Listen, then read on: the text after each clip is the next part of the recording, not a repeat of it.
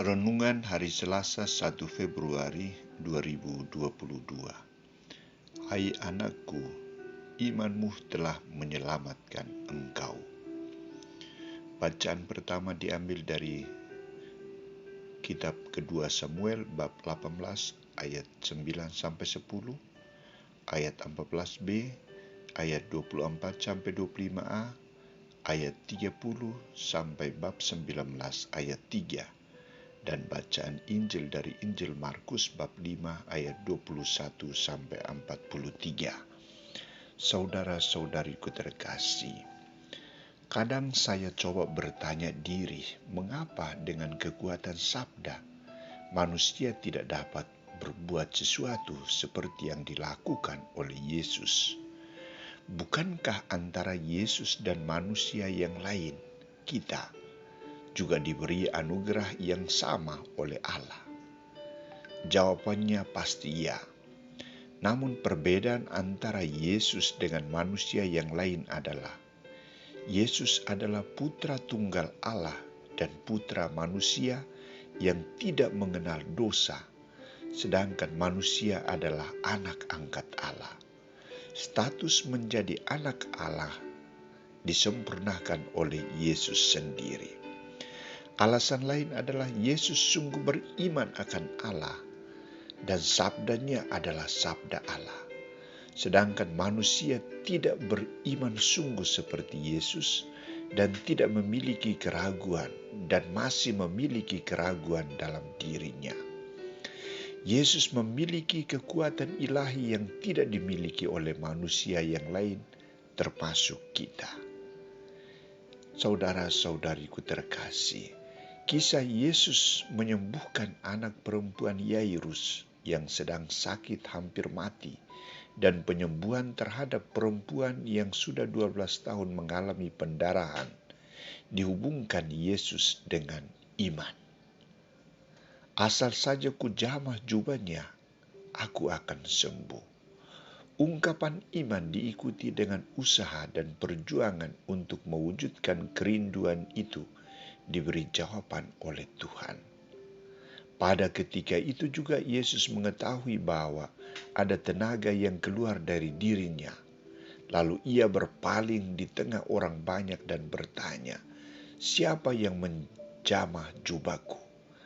Perempuan itu yang menjadi takut dan gemetar ketika mengetahui apa yang telah terjadi atas dirinya, tampil dan tersungkur di depan Yesus dan dengan tulus memberitahukan segala sesuatu kepadanya.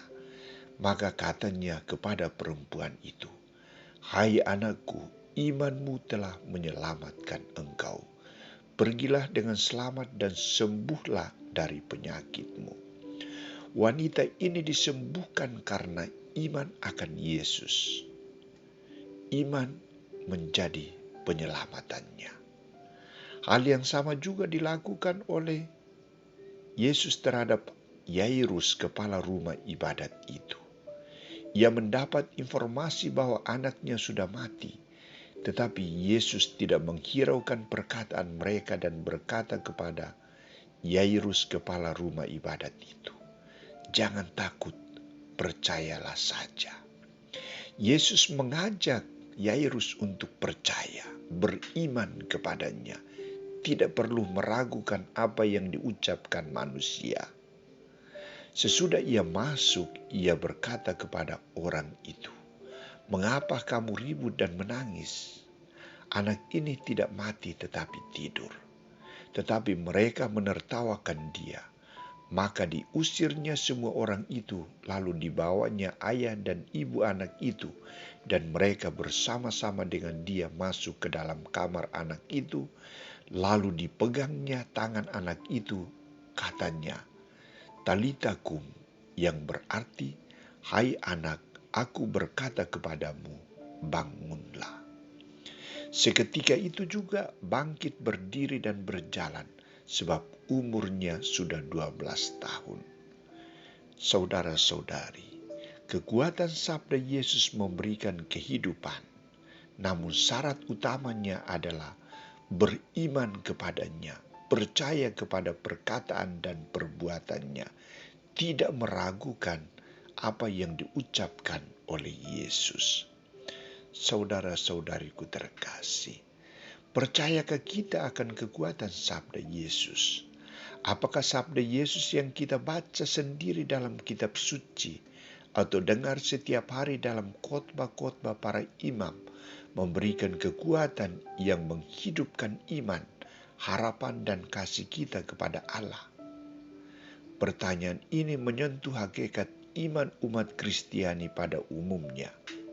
Pertanyaan ini juga menyentuh pemahaman dan hubungan keeratan kita dengan Kristus dan sabdanya. Maka saudara-saudari, bila masih ada keraguan, ketidakpercayaan kita, kekurangan iman kita, perlu ada pembaharuan iman.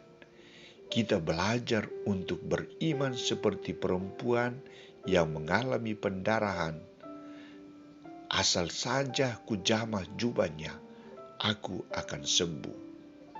Atau beriman seperti Yairus, percaya akan perkataan Yesus, tidak meragukan perkataan Yesus.